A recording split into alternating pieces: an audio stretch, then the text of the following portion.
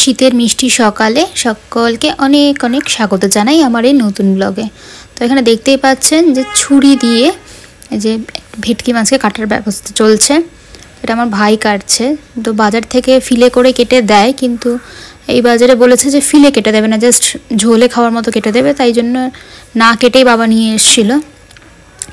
তো আমার ভাই তাই জন্য চেষ্টা করছে ইউটিউব দেখে দেখে কী করে এই মাছটাকে কাটা যেতে পারে ফিলে। তো যাই হোক, এই যে ফিলে কাটার পর্ব ভাই আর ভাইয়ের বম্মা মানে আমার মা দুজনে মিলে এই মাছটার ব্যবস্থা করছে কিছু একটা। এরপরে যেহেতু ভেটকি মাছ খুব কমই আনা হয়, তার জন্য সবার ইচ্ছা হচ্ছে পাতুরি হবে। ভাইয়ের ইচ্ছা হচ্ছে পাতুরি না, তার ফিশ ফ্রাই হবে। তাই অবশেষে এই মাছটা ছোট হলেও তা দিয়ে দুরকমই করা হলো, পাতুরিও করা হলো, কিছুটা ভেটকির ফিশ ফ্রাইও করা হলো। তো সাথে সাথে দেখতে থাকুন পরপর ভিডিওগুলো। তো পাতুরি করার জন্য যেরকম সর্ষে পোস্ত বাটা নারকেল করা লাগে, তো নারকেলটা অ্যাভেলেবেল ছিল না তখন, তাই নারকেল বাদ দিয়ে সর্ষে পোস্ত বাটা দিয়ে পাতুরি করা হলো।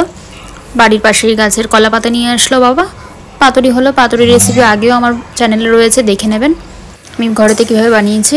এবার হলো ফিশ ফ্রাইয়ের পালা। এবার অদ্ভুত একটা ঘটনা, ফিশ ফ্রাইয়ের জন্য যা যা দরকার সেগুলোর সব কিছু ছিল না হাতের কাছে। যাই হোক, যা যা ছিল তার মধ্যে থেকেই জুগাড়ু টেকনোলজি চালিয়ে করা হলো। এবার বিস্কিটের গুঁড়ো তো ছিলই না, বাকি সব যাও বা ম্যানেজ হলো। এবার বিস্কুটের গুঁড়ো কী হবে, তখন বুদ্ধি পাতলাম যে ভাই তো সকালে কর্নফ্লেক্স খায়, তো সেই কর্নফ্লেক্সকে নিয়ে এসেই সেটাকে গুঁড়ো করলাম, গুঁড়ো করে বিস্কুটের গুঁড়োর কাজ চালালাম।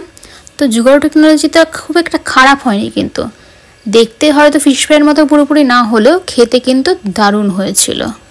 তো ফিশ ফ্রাইয়ের জন্য প্রথমে যে ভেটকির যে মাছের পিসগুলো ফিলে ঠিক হয়নি, যাই হোক যেটা হয়েছিল সেটাকেই প্রথমে অল্প লেবুর রস নুন দিয়ে প্রথমে একটু ম্যারিনেট করে রাখা হলো। তারপরে তার মধ্যে ধনে পাতা, পেঁয়াজ, রসুন, আদা, কাঁচা লঙ্কা আর সামান্য একটু লবণ দিয়ে সেটাকে মিক্সিতে ঘুরিয়ে নেওয়া হয়েছিলো। সেই পেস্টটা দিয়ে এবার মেখে রাখা হলো কিছুক্ষণ।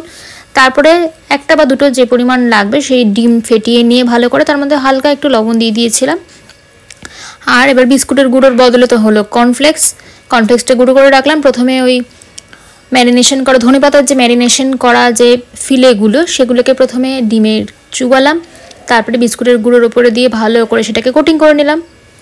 করে কিছুক্ষণ একটু সেট করতে রাখতে হতো, তো খুব একটা সময় ছিল না সেটা। তো যাই হোক, ওরকম করেই করা হলো। করে হালকা ফ্লেমে, খুব বেশি তেলে ভাজা হয়নি, অল্প তেলেই একটা একটা করে ফিশ ফ্রাই ভাজা হলো। তো তারপরে চলো টেস্টিংয়ের পর্ব। প্রথম একটা ভাজার পরে দেখলাম যে মোটামুটি মন্দ হয়নি, কিন্তু দোকানের ফিশ ফ্রাইয়ের মতো অতটা কোটিংও দিতে পারিনি। তো কোটিংটা যেটুকু যা দিয়েছি মোটামুটি 10-এ মোটামুটি 7-8 তো দেওয়া যেতেই পারে। এই দেখতে পাচ্ছেন এখানে পাতুরির পর্ব চলছে, আর পাতুরির পরে হলো ফিশ ফ্রাই। যেহেতু ভাজার আইটেম ঠান্ডা ঠান্ডা হয়ে গেলে পর ভালো লাগে না খেতে, তাই লাস্টে যখন নাকি খাওয়া শুরু হবে তখন আমরা শুরু করলাম ফিশ ফ্রাইটা ভাজা। তো দেখতে থাকুন, সঙ্গে থাকুন। ভালো লাগলে অবশ্যই লাইক করে দেবেন, কমেন্ট করে জানাবেন যে আমাদের এই জুগাড়ু টেকনোলজি আর এই সবার মিলিত প্রচেষ্টায় এই ফিশ ফ্রাইটা কি দেখতে খুব একটা খারাপ হয়েছে।